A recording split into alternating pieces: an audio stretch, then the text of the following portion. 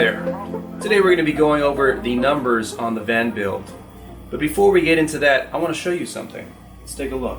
Now, we're looking at camper vans of the same year. The mileage varies, but the same model, make, and year as mine. And let's look at these prices over here. So we have,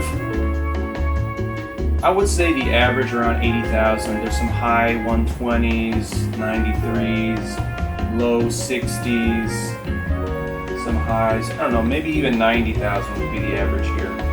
And if you see some of these really low ones and you click on them, trust me, you don't want to click on them. They're either very simple builds, very cheap wood, a lot of miles. This is a 2014. So there's a lot of factors, but for around 2019, you're seeing them around 80, 90,000. There's a lot of actually older ones here. So just one thing to keep in mind when we're going over these numbers. Now let's get into the numbers. So I'm seeing a lot of big digits here. And to be honest, I took a little peek at the numbers. So maybe we'll just get back to the vlog and come back to this at the end of the episode. Stay tuned.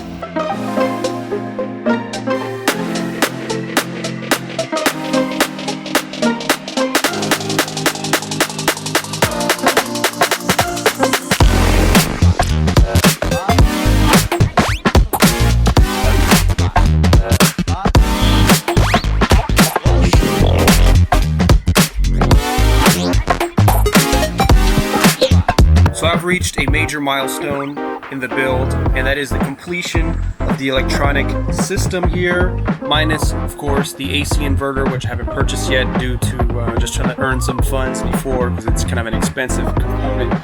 But we have the DC to DC charger, the solar charge controller, the fuse, little wiring, all this complex thing that was giving me such a headache. I'm basically learning all this stuff, putting it all together. We got the 3 batteries hooked up. We're going to be building a small little box around here, so it's going to be held in combination with the strap and some 3/4 inch plywood pieces around here. I also have to wire up all the DC loads, which are just kind of like hanging off here on the side.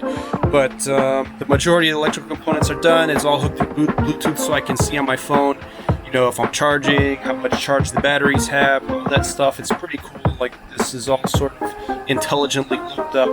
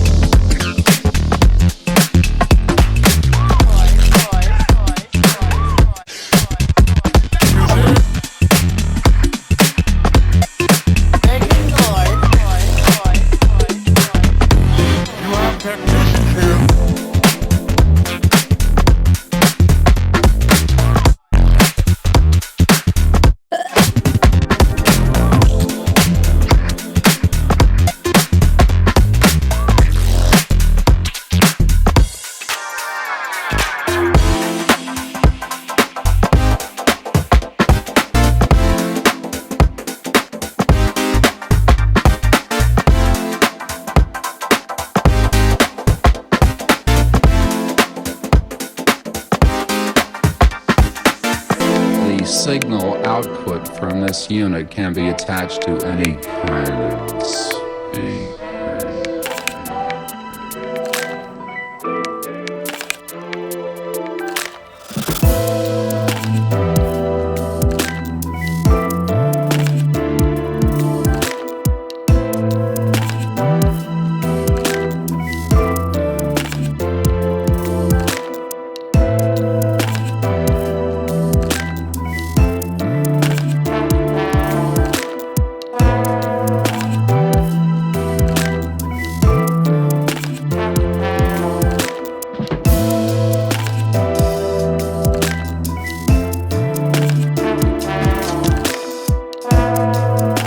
So as you can see, I've started getting some of these panels up. I got the main one on this side, some holes for the plugs, still got to wire up the AC outlet here. Nice little frame for the window. It's a little bit janky because I really didn't know what I was doing, but know, it's fine, it's functional.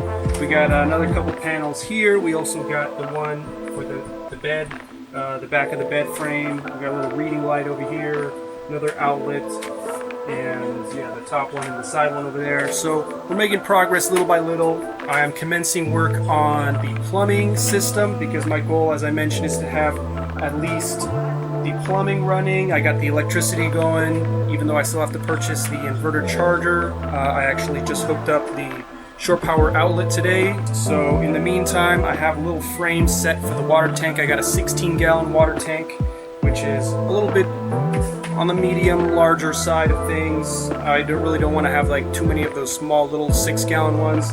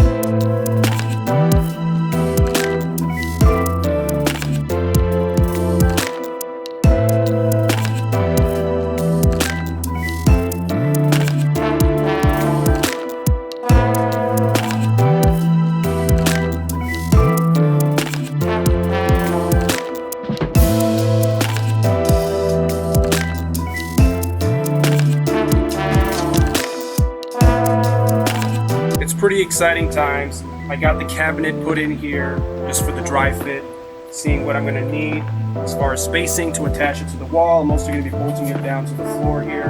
It sticks out a little bit from the doorway, which is fine. The sink is going to be on the left side. These are going to be drawers over here. It's going to be a little funky with the drawers because I have the support for the water tank sticking in here a little bit, so the drawers are going to have a little corner cut out of them, at least the bottom two. The top one will be full. But overall, this thing is looking pretty sturdy. I mean, we're never really going to know until we get on the road, but I've put glue and screws everywhere, and it's fully supported, and we've got a nice little toe kick so I can get close to it. But it's pretty exciting just kind of put this thing together using the jigsaw. It's got a little bit of a natural look to it, and artisanal, so to speak, because you know, usually you want to do this stuff with a table saw, but working with what I have here.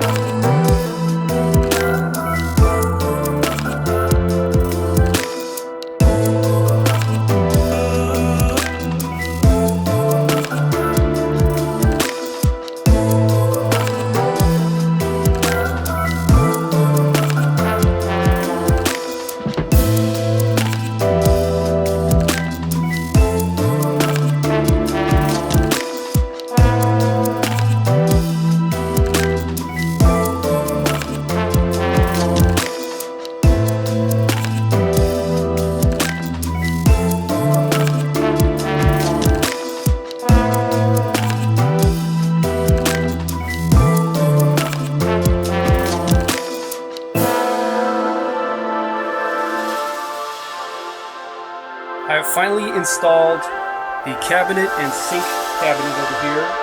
Also did the pump this morning. This cabinet is super sturdy. I was a little worried about it moving around, but I got one major bolt over here, another major bolt that I actually drilled into the metal part of the frame here using the rib nuts kind of thing. We got another piece of wood in the back along the framing parts, and got a few screws there. And then we have two brackets, L brackets on the floor holding the left side. Might put one on the right side also. Just wasn't sure about the clearance of the drawers yet.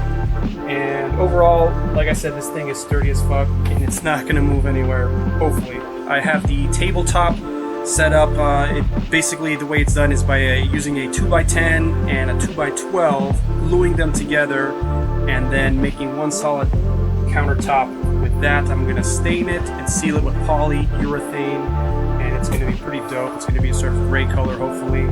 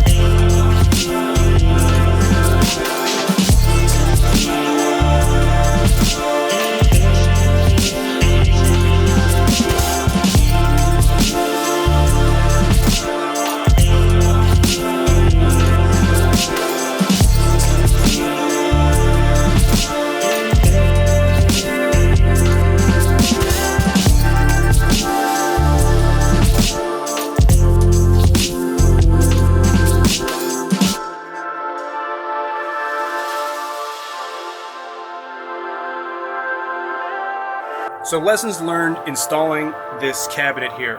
While the construction of it was sort of on the simpler side, especially in comparison, I realized why people assemble these outside of the van, then install them, because you want the drawer slides level, you want the drawers level, and also I understand why they leave so much space in between this frame, the frame brackets in between the drawers themselves.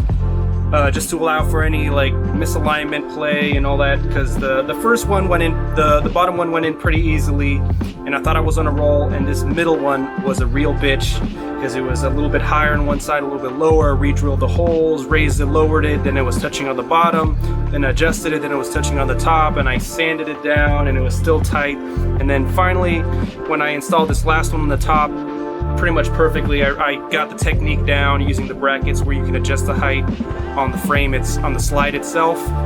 So I adjusted the second one a little bit, and point being, it's good now. It touches on a few parts when you're pulling it out, but it's fine. I'm not gonna mess with it any further.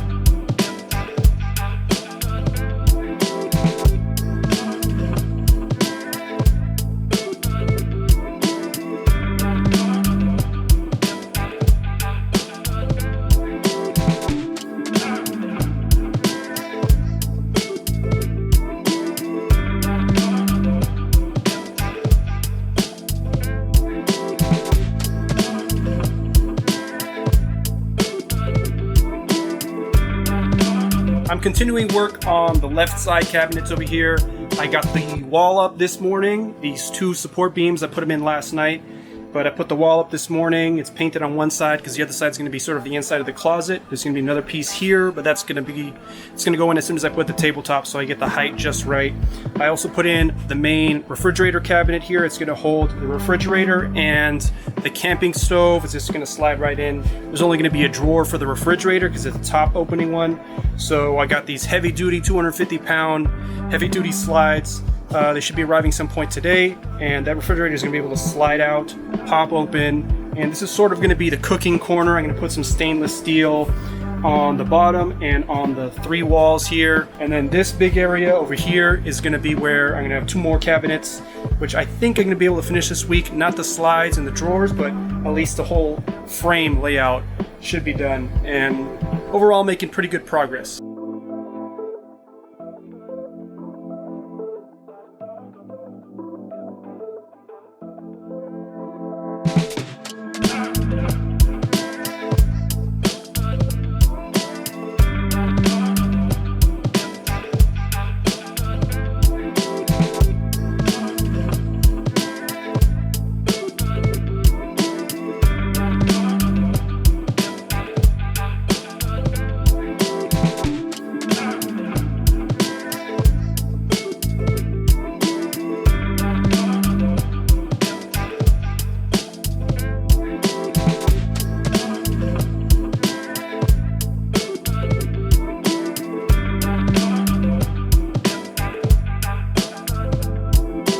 I finally received the inverter, the AC inverter, so I can have AC power in here, and I installed it this morning, sort of early afternoon. Took a little bit longer than I expected. This thing is super freaking heavy. It's about 50 pounds, and to like attach it to the wall, I used some very large bolts. The wiring a little tricky. I had to unwire some of the stuff here, and so we have it hooked up, and we have AC power, at least in this outlet, and then there's an outlet on the inverter. For some reason, the outlet over here is not working, so it could be a problem with the outlet itself. I checked the wires twice, and it's still, everything looks fine, so there might be something with the breaker box here that I need to check. Otherwise, I'm going to try getting another outlet, but in the meantime, I'm finishing up these cabinets here. I'm going to get the bed frame sections put here. I have purchased the mattress already. I got this pretty dope memory foam. I have to cut the mattress. It's a queen size, but I'm gonna be able to fit that in right here because the size that I measured out, it's a little bit bigger than a twin. I believe a twin is 38 and this is 40 inches, so it's a little bit smaller than a full. I just measured it out to whatever I use at home.